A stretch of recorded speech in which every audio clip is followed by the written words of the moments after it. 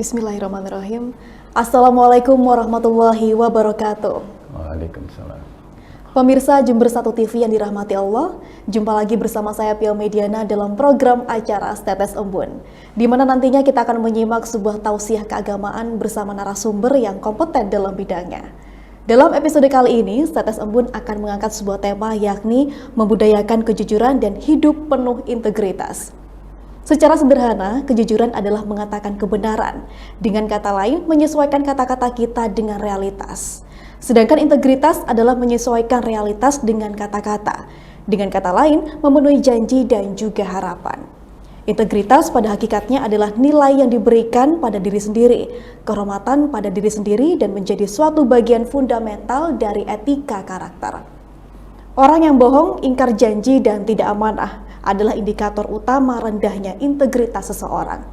Lalu bagaimana yang perlu kita lakukan agar bisa membudayakan sikap jujur dalam kehidupan sehari-hari? Selengkapnya akan kita bahas bersama narasumber yang telah hadir di studio kita kali ini, yakni Dr. Haji Kasman, Magister Filsafat Islam, yang juga menjabat sebagai anggota Komisi Fatwa Majelis Ulama Indonesia Jember. Kita sapa terlebih dahulu pemirsa. Assalamualaikum Ustadz. Waalaikumsalam warahmatullahi wabarakatuh. Bagaimana kabarnya hari ini? Alhamdulillah baik-baik saja. Alhamdulillah tetap eksis menjalani aktivitas keseharian ya Ustadz. Alhamdulillah sehat ya. Ini Ustadz juga sebagai akademisi di UINHAS Jember. UINHAS Jember ya. Baik, luar biasa Ustadz. Nah, ini sesuai dengan tema yang kita angkat pada episode kali ini, yakni membudayakan kejujuran dan hidup penuh integritas. Bagaimana sebenarnya esensi dari kejujuran dan juga hidup yang penuh integritas tersebut? Selengkapnya akan kita dengarkan dan simak bersama tausiah dari Ustadz. Kami persilahkan. Assalamualaikum warahmatullahi wabarakatuh. Waalaikumsalam warahmatullahi wabarakatuh. Bismillah, alhamdulillah, wassalatu wassalamu ala rasulillah, wala hawla wala quwata illa billah. Asyhadu an la ilaha illallah wahdahu la syarikalah wa asyhadu anna Muhammadan abduhu wa rasuluh. Allahumma shalli wa sallim wa barik ala nabiyyina Muhammadin wa ala alihi wa ashabihi ajmain. Amma ba'd. Pemirsa Jember 1 TV yang dirahmati oleh Allah. Alhamdulillah kita bersyukur kepada Allah Subhanahu wa taala sampai hari ini Allah masih senantiasa sayang kepada kita, senantiasa memberikan rahmat terbaiknya, termasuk di dalamnya adalah rahmat keimanan, sehingga sampai saat ini kita bisa menjalankan aktivitas kita sehari-hari dengan senantiasa taat kepada Allah Subhanahu wa taala. Pemirsa, akhir-akhir ini kita masih dikejutkan masih banyaknya orang-orang yang kita anggap sebagai tidak jujur. Tidak jujur itu terindikasi dari masih marak korupsi, masih marak penipuan, bahkan kadang-kadang melibatkan orang-orang yang kita anggap sebagai public figure. Karena itulah kemudian apa sih sebenarnya kejujuran itu, apa itu kemudian integritas, lalu nanti kita akan membahas, mendiskusikan bagaimana cara untuk membudayakan kejujuran itu. Kalau kita buka di kamus jujur itu diartikan sebagai ketulusan hati. Ketulusan hati. Ada lagi diartikan sebagai, kalau di kamus bahasa Indonesia itu tidak bohong, tidak curang. Kalau dalam bahasa Arab, jujur itu dari kata asidku. Asidku itu jujur, diartikan sebagai jujur. Kalau diartikan lagi, apa itu asidku? Asidku itu adalah mutabiqatul kalam lil waqi, kesesuaian pembicaraan dengan realitas, kesesuaian ucapan dengan realitas. Bahkan ada yang mengatakan mutabiqatul qaul ad-dhamira, kesesuaian ucapan dengan hati. Jadi bukan hanya dengan realitas, tapi juga dengan hati juga. Artinya bahwa ucapan-ucapan yang tidak sesuai antara isi hati dengan apa yang diucapkan itu sesungguhnya adalah bohong. Itu sesungguhnya tidak jujur. Demikian pula ucapan-ucapan yang tidak sesuai dengan realitas, tidak sesuai dengan objek yang diceritakan, maka sesungguhnya itu juga termasuk bagian daripada tidak jujur. Nah, kejujuran itu atau asidku itu termasuk daripada salah satu af'alul qalbi. Af'alul qalbi itu perbuatan hati. Ya, jadi bukan perbuatan anggota tubuh, tapi af'alul qalbi. Bahkan disebutkan di salah satu kitab itu adalah aslul af'alil qalbi jami'iha. Pangkal dari semua perbuatan hati. Dalam arti lain bahwa perbuatan-perbuatan hati yang lainnya itu sangat dipengaruhi oleh kejujuran seseorang. Kalau orang itu memiliki sifat jujur yang bagus, maka af'alul qalbiyah yang lain, perbuatan-perbuatan hati yang lainnya itu akan terpengaruhi oleh itu. Nah, karena itulah kemudian Rasulullah SAW wajar jika kemudian bersabda, alaikum bisidqi fa inna sidqa yahdi ilal birri. Kamu wajib untuk berlaku jujur karena kejujuran itu bisa mengantarkan kepada albir. Apa itu albir? Albir itu adalah seluruh kebaikan. Itu namanya albir. Ya. Dan albir itu mengantarkan kepada yahdi ilal jannah, mengantarkan kepada surga. Surga itu adalah simbol kenikmatan, simbol kebaikan, simbol ketenangan. Nah, jadi kalau orang jujur itu tenang, hidupnya nikmat, dan seterusnya. Dan itu adalah itulah simbol daripada surga itu. Nah, kemudian orang yang memiliki sifat jujur itu berpengaruh terhadap integritas seseorang.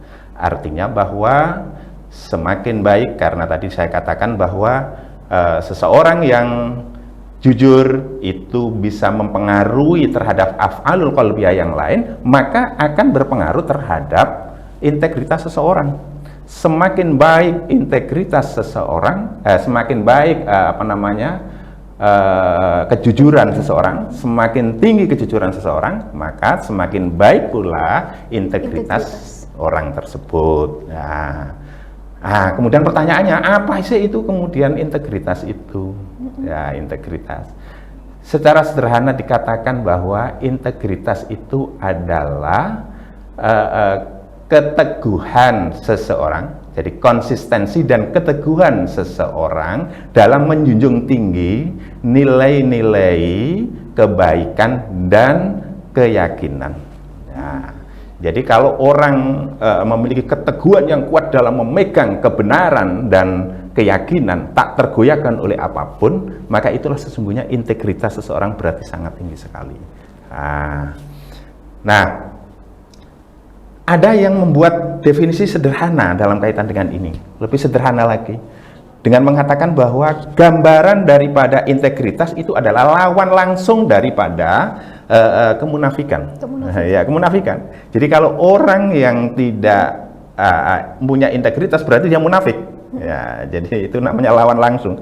Jadi munafik itu lawannya daripada orang yang memiliki integritas. Jadi kalau orang yang tidak memiliki integritas berarti dia itu orang munafik, kan begitu. Atau sebaliknya kalau dia itu adalah orang munafik berarti dia tidak memiliki integritas. Ya. Karena itulah kemudian Rasulullah wajar jika juga mengatakan, bersabdakan al-munafiku ayatul munafiki salasah. Ada tanda orang munafik itu 3. Idza haddasa kadzaba. Jadi kalau dia berkata bohong, idza wa'ada akhlafa. Kalau dia berjanji dia ingkar, wa idza tumina khana. Kalau diberi amanat dia berkhianat. Ya, diberi khianat. Kalau saya perhatikan, kenapa kemudian Rasulullah hanya menyebut 3 ini? Karena sesungguhnya ini kan sebuah gambaran tentang integritas. Karena persoalan tentang bohong, yang kedua adalah persoalan tentang ingkar janji, dan yang ketiga adalah persoalan tentang tidak amanah. Itu adalah 3 indikator utama bagi orang yang tidak memiliki integritas. Jadi gampang untuk melihat orang memiliki integritas atau tidak itu dari 3 hal ini. Dilihat apakah dia itu bicaranya bohong ataukah tidak.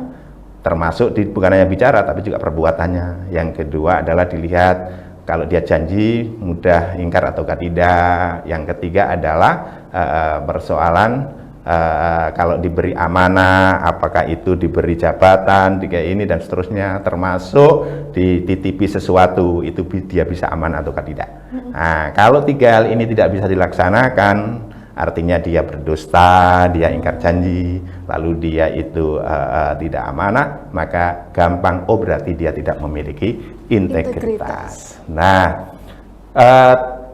tidak memiliki integritas, termasuk juga di dalamnya adalah tidak jujur, itu bisa mengancam, artinya membawa bahaya yang besar. Itulah sebabnya maka kita perlu untuk menanamkan kejujuran sedini mungkin sehingga terwujud kehidupan yang penuh dengan integritas. Saya menyimpulkan secara sebenarnya banyak sekali, tapi saya padatkan saja. Setidaknya ada 4 hal yang bisa kita usahakan dalam rangka untuk membangun kehidupan yang integritas dengan meningkatkan budaya jujur itu. Apa itu? Yang pertama adalah menumbuhkan sikap muraqabah, ya. Sikap muraqabah. Apa itu sikap muraqabah? Sikap muraqabah itu kesadaran, ya, kesadaran bahwa kita ini selalu diawasi oleh Allah, ya, selalu diawasi oleh Allah. Jadi kalau tidak diawasi, kalau tidak memiliki kesadaran ini, maka orang akan seenaknya saja. Jadi dimanapun kita, termasuk diantaranya adalah kita misalnya berbohong pun, kita sadar bahwa ini akan dilihat oleh Allah, ya, akan dilihat oleh Allah. Dan karena dilihat oleh Allah, maka akan dipertanggungjawabkan kelak. Itu yang pertama. Jadi harus ditanamkan sejak dini kepada anak-anak kita, kepada diri kita juga, kesadaran muraqabah. Itu yang pertama. Yang kedua, bahwa kejujuran itu kan bagian dari akhlak. Karena bagian dari akhlak maka harus dilatih, ya, harus dilatih. Karena kalau tidak dilatih, tidak dibiasakan, maka akan susah. Harus dilatih. Karena itulah maka yang kedua itu adalah melatih untuk jujur dalam segala aktivitas. Termasuk diantaranya adalah melatih berbuat jujur dalam hal-hal yang itu tidak serius pun, gitu kita dilatih untuk bersikap jujur. Rasulullah itu melarang kita, meskipun hanya bercanda, bergurau, itu melarang berdusta, ya. Kata Rasulullah, wailun liman yuhaddisu summa yakdziba liyadhaka bihin nas. Ya, kata Rasulullah begitu. Celaka bagi orang yang berkata lalu dia itu berdusta supaya orang tertawa. Jadi bercanda, ya, niatnya itu bercanda dengan dalam rangka untuk membuat guyon, ya, guyon. Tapi isinya itu adalah dusta. Itu tidak boleh, itu dianggap celaka. Ini menunjukkan bahwa dalam persoalan-persoalan yang bersifat seperti itu, guyonan yang bersifat kecil, yang bersifat mungkin tidak begitu serius pun, kita dianjurkan untuk tetap bersikap jujur. Kenapa? Karena begitulah maka dalam persoalan-persoalan yang lebih besar lagi kita akan senantiasa untuk bersikap jujur. Jadi itu yang kedua, ya. Baru yang kemudian yang ketiga, dalam latihan itu mesti ada yang namanya reward dan punishment. Ada yang namanya penghargaan dan hukuman. Ya, penghargaan dan hukuman. Bagi orang-orang yang jujur haruslah diberi penghargaan seharusnya. Misalnya adik-adik kita yang jujur, anak-anak kita yang jujur, misalnya kita kasih hadiah gitu ya. Sebaliknya anak-anak kita, adik-adik kita yang tidak jujur itu diberi punishment. Sebenarnya punishment bukan hanya kepada orang lain saja, terhadap diri itu juga bisa punishment. Jadi kalau saya pernah membaca sejarahnya Umar bin Khattab. Umar bin Khattab itu pernah menghukum dirinya sendiri. Ya, kenapa? Karena dia itu asik di kebun, lalu sampai ketinggalan sholat jamaah. Nah, karena ketinggalan sholat jamaah, dia menghukum dirinya. Bagaimana cara menghukum dirinya? Semua hasil daripada kebunnya itu kemudian disodakokan. Sebagai hukuman atas dirinya karena sibuk di ladang itu, lalu sampai ketinggalan sholat jamaah. Nah, artinya bahwa punishment itu bisa diberikan kepada diri kita ketika kita tidak bersikap jujur. Nah, yang terakhir adalah bahwa kita mengajak untuk merenungkan dampak daripada orang tidak jujur. Ya, dampak orang tidak jujur. Jadi orang tidak jujur itu memiliki dampak yang buruk, baik terhadap diri sendiri, terhadap orang lain. Ya, meskipun kadang-kadang seakan-akan misalnya ini membantu orang, tapi sebenarnya itu membahayakan. Suatu contoh misalnya, ada saudara kita yang sedang misalnya berkonflik dengan tetangganya urusan tanah misalnya begitu, lalu kita diminta jadi saksi. Kita tahu misalnya saudara kita salah, tapi di pengadilan kita bersaksi dengan palsu, bohong. Kenapa? Karena dalam rangka untuk membantu saudara. Ini kan satu, kita bersikap dolim, berdosa. Kedua, berarti kalau nanti menang, misalnya saudara kita menang, itu kan berarti dia menang dengan cara yang tidak benar. Betul. Karena dengan cara tidak benar berarti apa yang didapatkan itu menjadi haram. Nah, jadi tidak lagi menjadi kebaikan tapi keburukan. Ya, yang ketiga, terhadap orang yang kalah pun kita telah bersikap dolim. Kenapa? Karena kita merampas hak dia. Nah, ini contoh bahwa ketidakjujuran itu bisa mendatangkan mudarat yang besar. Ya, mudarat. Apalagi nanti kalau ditarik sudah dalam wilayah kepemimpinan dan lain sebagainya, tentu itu sangat berbahaya sekali. Sangat besar dampaknya ya. Sangat besar sekali dampaknya. Sampai hakim bisa dibeli. Itu dampaknya sangat besar sekali itu.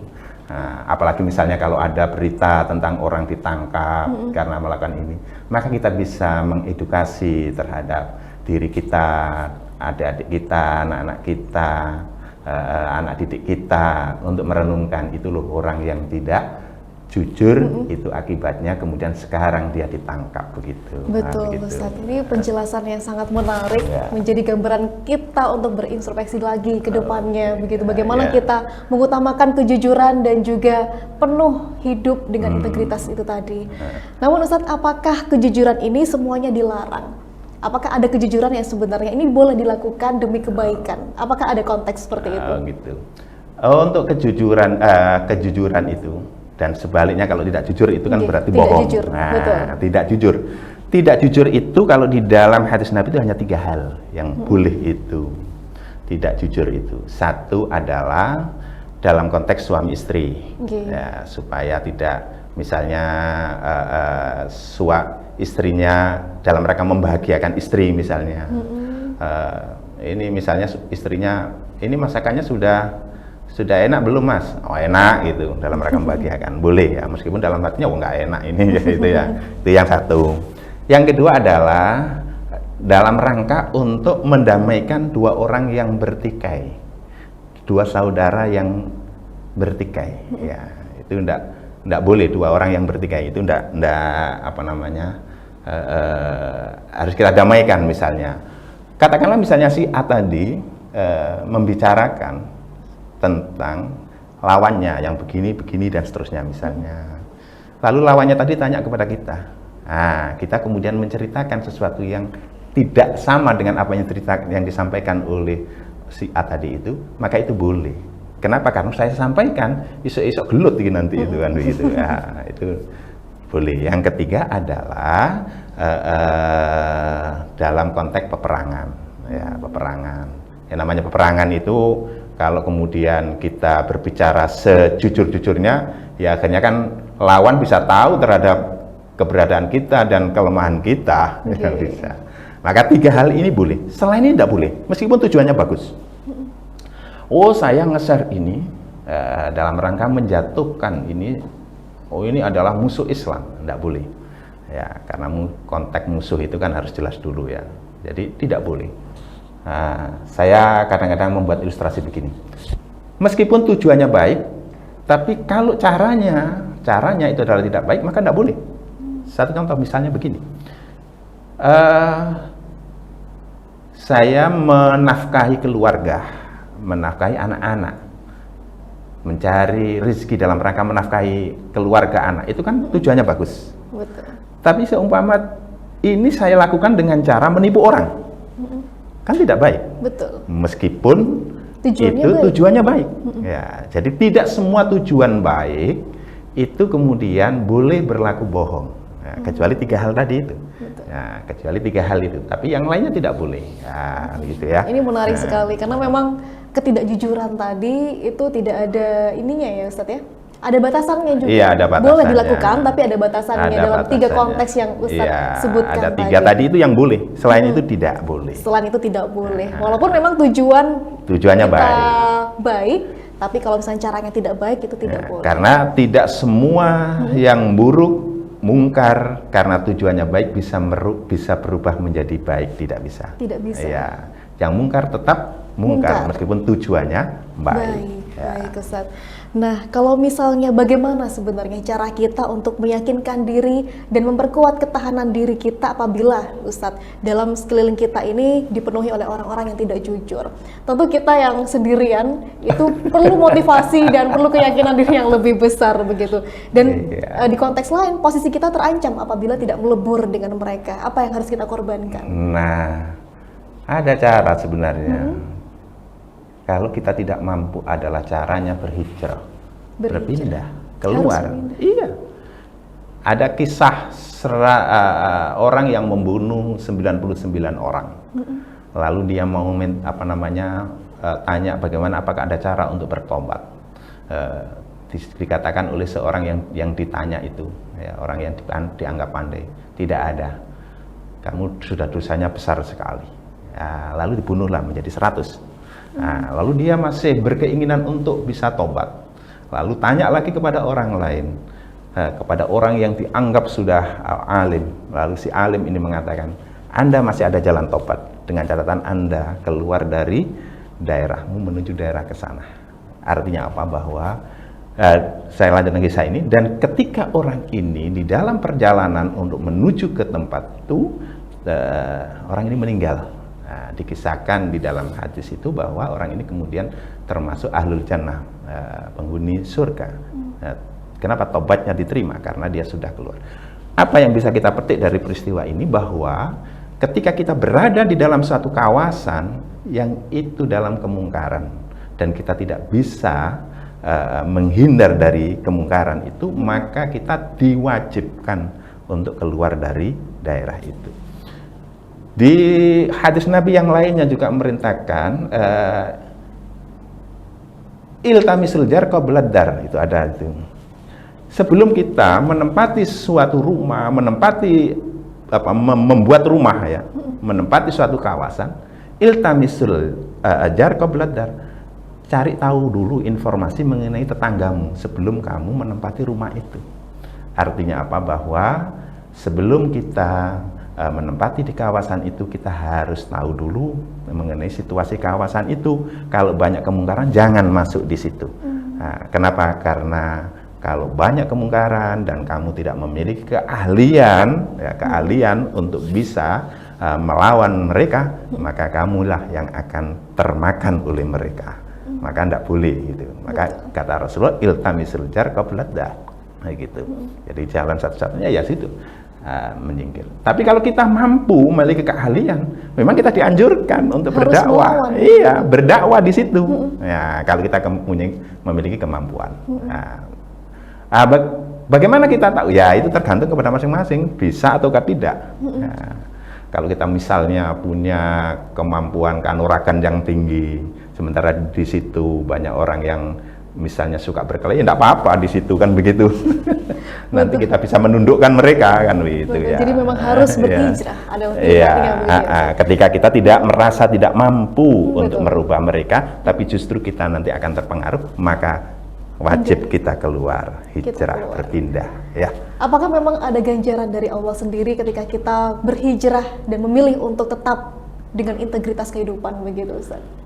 Iya, jadi kalau orang mampu mempertahankan integritasnya di tengah situasi yang seperti itu, pahalanya besar. Ya, pahalanya besar. Saya kadang-kadang kalau ada orang tanya membuat ilustrasi begini ya, membuat gampang, sederhana.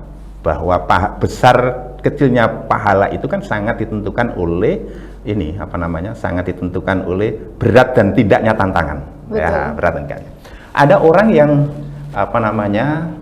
sodakoh 10.000 dengan orang yang sodakoh 500.000. Saya katakan belum tentu yang 500.000 lebih besar pahalanya meskipun sama-sama ikhlas. Ya.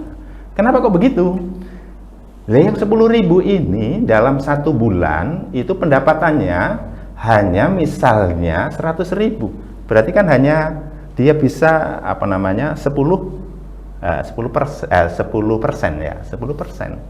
Tetapi orang yang gajinya 500, misalnya sampai 50 juta misalnya. Lalu dia sedekahnya 500.000, kan ya kecil saja, kecil.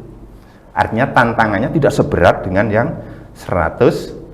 10.000 tantangannya. Nah, tantangan yang 10.000 kan berat sekali. Artinya kebutuhan dia itu sebenarnya juga banyak. Lalu hanya pendapatan sekian, berat sekali mengeluarkannya.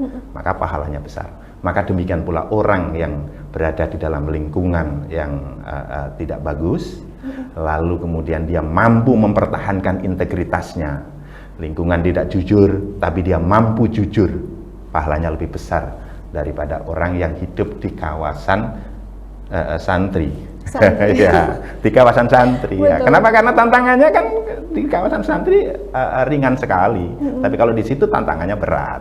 Ya, begitu. Masya Allah. Ini sebuah ganjaran dan janji Allah ya Ustaz ya. Allah tidak pernah melihat bagaimana hasilnya dan bentuk tapi prosesnya sejauh mana proses orang ini untuk menjadi baik, bagaimana proses orang ini mengerjakan sesuatu kebaikan. Betul sekali. Semakin berat liku-likunya, semakin besar pula pahalanya begitu. Masya Allah, ini sebuah inspirasi bagi kita semua tentunya Ustadz.